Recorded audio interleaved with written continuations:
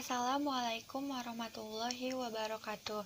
Sebelum memulai pada pembahasan materi presentasi kali ini, saya akan memperkenalkan terlebih dahulu anggota kelompok saya.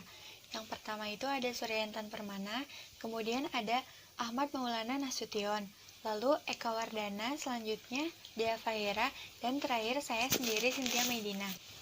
Sebelum masuk pada pembahasan, saya juga ingin memberitahukan bahwa kami sudah melakukan wawancara dengan pihak perusahaan melalui media komunikasi yaitu WhatsApp. Latar belakang, saat ini kita sedang beradaptasi dengan ragam perubahan besar pada era revolusi industri keempat yang ditandai dengan serba digitalisasi dan otomatisasi. Industri ini menjadi fokus utama guna meningkatkan daya saing dan investasi baru berbasis teknologi. Maka dari itu, perusahaan harus mampu melakukan perkembangan dalam berbagai hal, seperti sumber daya manusia, organisasi, perencanaan bisnis, dan lainnya, khususnya dalam hal sistem informasi perusahaan. Sojiru merupakan sebuah perusahaan yang bergerak dalam bidang industri makanan dan minuman. Berlokasi di Jalan Mejen Ishak Juarsa, RT 1, RW 7, Gunung Batu, Kecamatan Bogor Barat. Perusahaan ini masih memakai metode manual dalam pencatatan data laporan penjualan dan belum tersedianya website perusahaan itu sendiri. Dari sini, kami berinisiatif untuk merancang sebuah website perusahaan yang diperlukan bagi perusahaan Sojiru guna membantu pencatatan data laporan dan penjualan perusahaan. Dengan ini, kami melakukan sebuah penelitian yang berjudul Perancangan Sistem Informasi Penjualan Minuman Herbal Sojiru. Kemudian kita lanjut ke permasalahan. Yang pertama itu, sistem penjualan belum terkomputerisasi, sehingga pada saat konsumen memesan produk, pencatatan pemesanan masih dilakukan secara manual oleh karyawan, sehingga dalam waktu itu kurang efisien. Kemudian yang kedua, sistem pencatatan data laporan. Dari segi pencatatan data laporan keuangan penjualan, tentunya ini masih menggunakan sistem manual. Nah, ini bisa mengakibatkan terjadinya kesalahan dalam penginputan data. Selanjutnya, deskripsi servis. Sistem yang akan dibuat adalah untuk mempromosikan penjualan minuman herbal Jaya Sojiru, serta mempermudah dalam proses pencatatan keuangan dengan menggunakan rancangan sistem berbasis web. Web akan dibuat landing page sebagai sarana pemasaran dan promosi produk agar menarik minat konsumen. Web ini akan menggunakan database di MySQL sebagai tempat penyimpanan data-data keuangan, baik pemasukan dan pengeluaran. Selanjutnya, keuntungan yang diharapkan. Pertama, pembeli dapat melihat deskripsi produk yang ingin dibeli. Kedua, dalam proses pemesanan menjadi lebih mudah dan efisien. Ketiga, mampu bersaing dengan perusahaan yang sejenis. Selanjutnya, perencanaan aktivasi secara global. Yang pertama, analisa desain sistem, yaitu untuk menggambarkan suatu sistem agar dapat dibentuk. Kemudian yang kedua, UI design, penerapan desain sistem, ketampilan, dan menyesuaikan dengan kebutuhan perusahaan. Yang ketiga, pembuatan sistem, mengubah UI design menjadi kode program serta membuat aliran data sesuai dengan desain sistem. Kemudian yang keempat, pengujian sistem. Sistem yang sudah jadi kemudian diujikan terlebih dahulu dengan mendemokan proses dari awal hingga akhir transaksi. Kelima, penyempurnaan sistem. Jika pada pengujian sistem terdapat beberapa celah ataupun kekurangan fitur, maka dilakukan penyempurnaan. Dan yang keenam, implementasi tahap akhir, yaitu implementasi langsung oleh perusahaan dengan pengguna nyata. Kemudian ini ada tabel perencanaan aktivasi secara globalnya, ada keterangan jumlah hari dan biaya. Yang pertama ini analisa desain sistem 20 hari, biayanya 25 juta.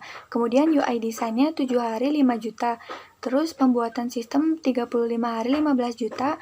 Yang keempat, pengujian sistem 5 hari 5 juta.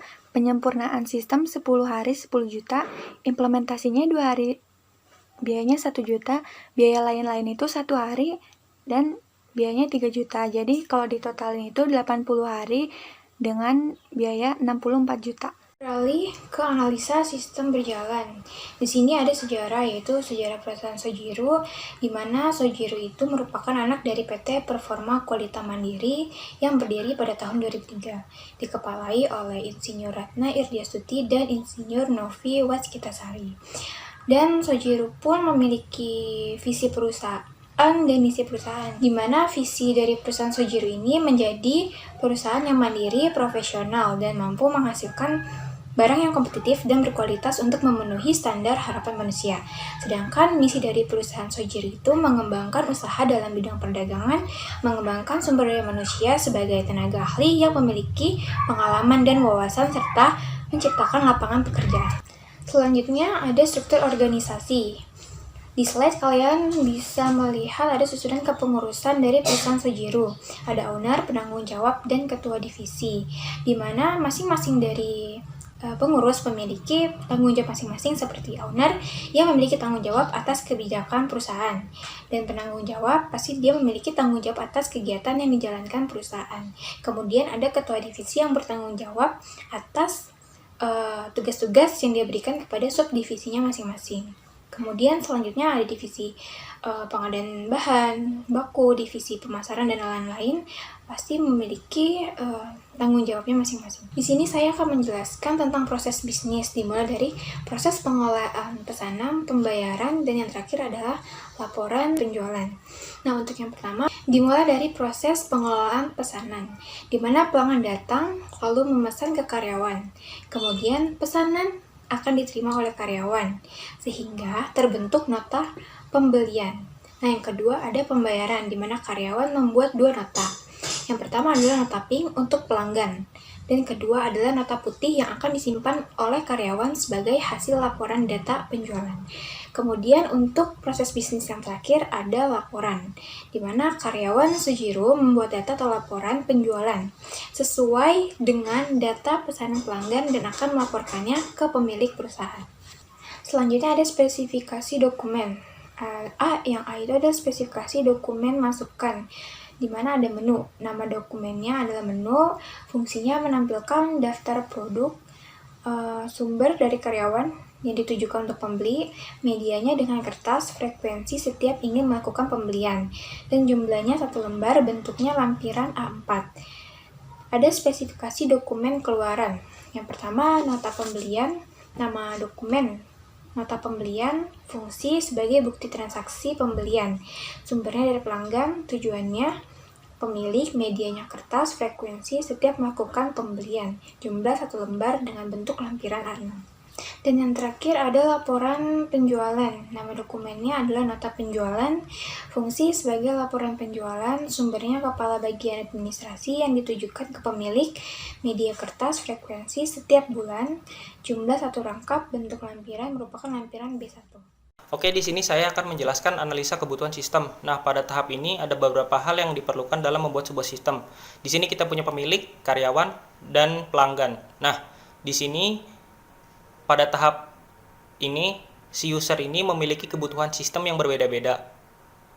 Berikut ada beberapa aktivitasnya, yaitu pemilik dapat melakukan login, terus pemilik dapat mengelola data karyawan, pemilik dapat melihat dan mengelola data laporan penjualan, pemilik dapat melakukan logout. Lalu ada karyawan, ada beberapa aktivitas yang bisa dilakukan oleh karyawan.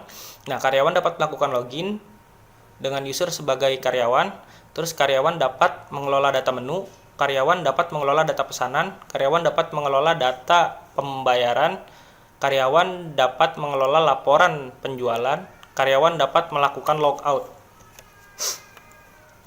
Lalu ada pelanggan. Ada beberapa aktivitas yang bisa dilakukan oleh pelanggan. Pelanggan dapat melakukan pembelian, pelanggan dapat memilih produk dari list menu, pelanggan dapat membatalkan transaksi, pelanggan dapat melakukan pembayaran, pelanggan dapat melihat transaksi.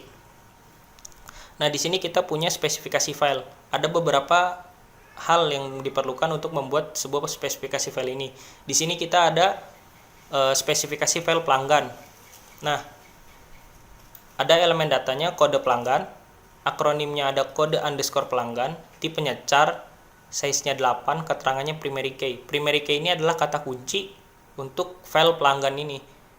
Nah, terus ada nama pelanggan, akronimnya nama underscore pelanggan, tipenya varchar, size-nya 50. Terus ada spesifikasi file pesanan. Ada elemen datanya nomor pesan, akronimnya no underscore pesan, tipenya varchar, size-nya 10, keterangannya primary key. Primary key itu kata kunci untuk file pesanan. Ada tanggal pesan, akronimnya TGL underscore pesan, tipenya date untuk tanggal di database. Terus ada kode pelanggan, akronimnya kode underscore pelanggan, tipenya char, size-nya 8, keterangannya foreign key. Nah, foreign key ini adalah dia ngambil dari primary key si file pelanggan ini gitu. Jadi dia ngambil file primary key file pelanggan ini lalu ditaruh di file pesanan. Terus ada total bayar, ada akronimnya total underscore bayar, tipenya integer, size-nya 6.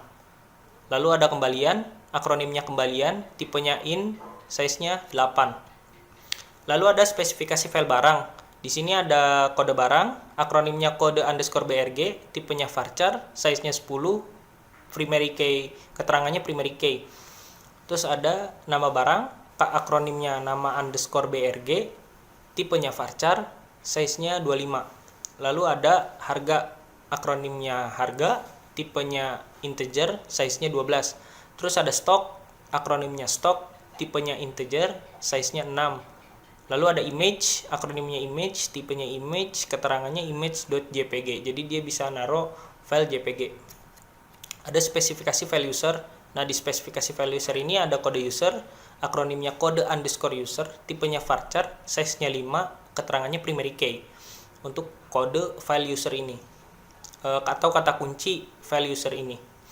Terus ada nama user, akronimnya nama underscore user, tipenya varchar, size-nya 45. Terus ada passwordnya, akronimnya password, tipenya varchar, size-nya 50. Lalu ada akses, akronimnya akses, tipenya enum, dia bisa nyimpen 2 untuk pemilik atau karyawan untuk login ya. Keterangannya pemilik atau karyawan. Nah, terus ada spesifikasi file detail pesanan. Ada elemen datanya nomor pesanan, akronimnya no underscore pesan, tipenya varchar, size-nya 10, keterangannya foreign key. Nah, foreign key ini adalah dia ngambil primary key dari file pesanan. Terus ada kode barang, akronimnya kode underscore BRG, tipenya varchar, size-nya 10, keterangannya dia foreign key. Terus ada harga, akronimnya harga, tipenya in, size-nya 12. Terus ada elemen datanya lagi jumlah pesanan, akronimnya QTY atau quantity, tipenya integer, size-nya 6. Terus ada subtotal, akronimnya subtotal, tipenya integer, size-nya 14. Struktur kode. Yang pertama, struktur kode untuk pelanggan. Di sini jadi ada kode PL 20001. Oke, PL itu untuk akronim dari pelanggan. Oke. Terus 2 angka setelahnya itu diambil dari tahun, yang 4 angka setelahnya itu nomor urut pelanggan. Oke, yang kedua ada struktur kode nomor pesan. Jadi seperti sebelumnya, bedanya di sini 4 huruf depan itu akronim dari MMPSS, yaitu nomor pesan. Sama seperti sebelumnya, 20 itu adalah tahun, 0001 adalah nomor urut pesan. Ketiga itu struktur kode barang, SHUO itu untuk nama kode barangnya. Lalu di angka terakhirnya itu adalah nomor barang. Lalu di sini ada struktur kode user, ada 2. Di sini adalah pemilik dan karyawan. Untuk pemilik kodenya PM, untuk karyawan itu KY. Lalu ada struktur kode nomor pesan, NMPS itu adalah untuk nomor pesan. Lalu 20 itu adalah untuk tahun. Lalu 4 angka setelahnya adalah untuk nomor urut pesan. Ya, baik, selanjutnya saya Ahmad Maulana akan menjelaskan tentang desain antarmuka atau yang biasa disebut user interface. Baik, ini user interface dari tampilan home. Yang pertama di sini, di atas ini ada navbar. Saya perbesar dulu. Oke. Di navbar ini terdiri dari logo dan menu-menunya. Baik. Menu home di sini terlihat lebih mencolok karena sengaja dibuat agar user sadar bahwa kita sedang ada di home. Yang lainnya dibuat kurang mencolok karena kita tidak mengakses halaman tersebut. Baik, yang kedua, di sini ada carousel. Carousel ini berisi foto atau konten yang bisa berpindah-pindah atau seperti slideshow. Jadi dia berpindah per beberapa detik. Nah, selanjutnya di sini ada sebuah paragraf yang terdiri dari heading atau judul dan paragraf itu sendiri. Oke, paragraf di sini mendeskripsikan perusahaan tersebut, yaitu Sojiro. Nah, sebelah kanannya ada logo dengan versi yang lebih besar.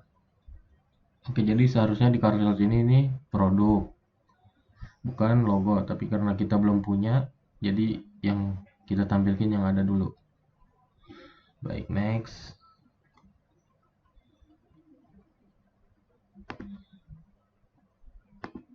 Oke, ini tampilan produk.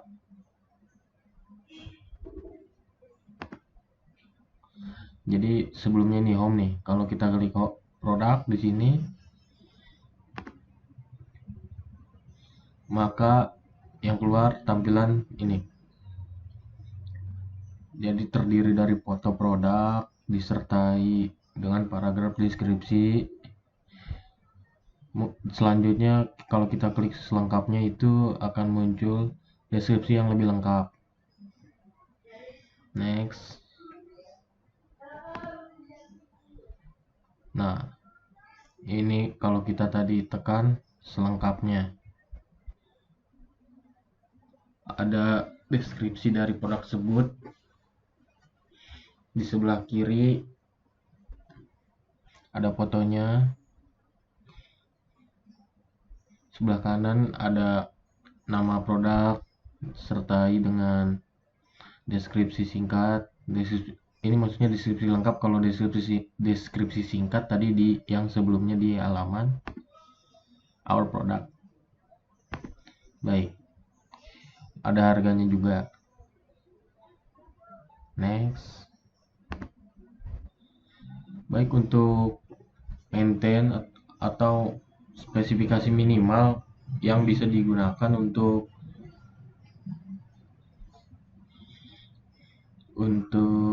apa,